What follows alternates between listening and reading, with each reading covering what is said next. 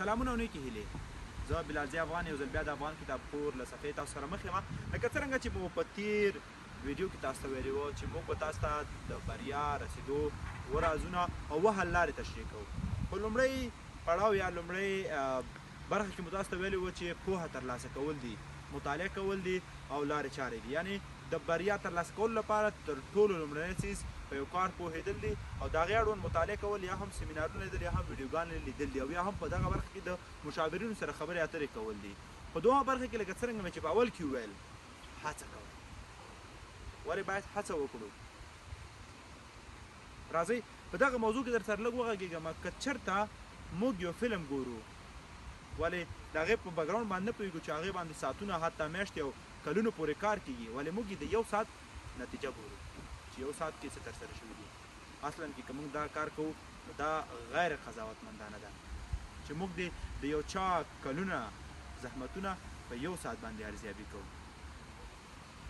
عیناً همدا شان لکه یو تورپوستی محصل چې د لومړي ځل لپاره د سپین پوستو په پوهنځي کې کېناستل شو او هغلته جبرن د دې لپاره چې هغه حقوق او امتیاز چې سپین پوستو ته دي دې ته نوي لرې کړل شو او یو کونج ته کېنول شو. ولې هغه وایي زه د دې پروا کې نه وم چې ما سره استادانو څه رویه کوله، ما خپله هڅه کوله. حتی داسې وخت راورسېد چې هغه سوالونه سپین پوستو یا هم زما نورو ټولګیوالو نشو حل کولی، ما به خپله حلول او نوبت به تر ما رسېده. استاد به مجبور شو چې ما له ووایي یوازینی څیز هڅه کول دي.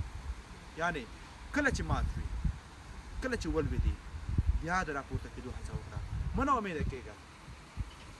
کله چې ته هڅه کوې، ټول کائنات تا سره مرسته کوي، هر څه تا سره لاس درکوي او ستا تر منزل رسولو کې در سره مرسته کوي.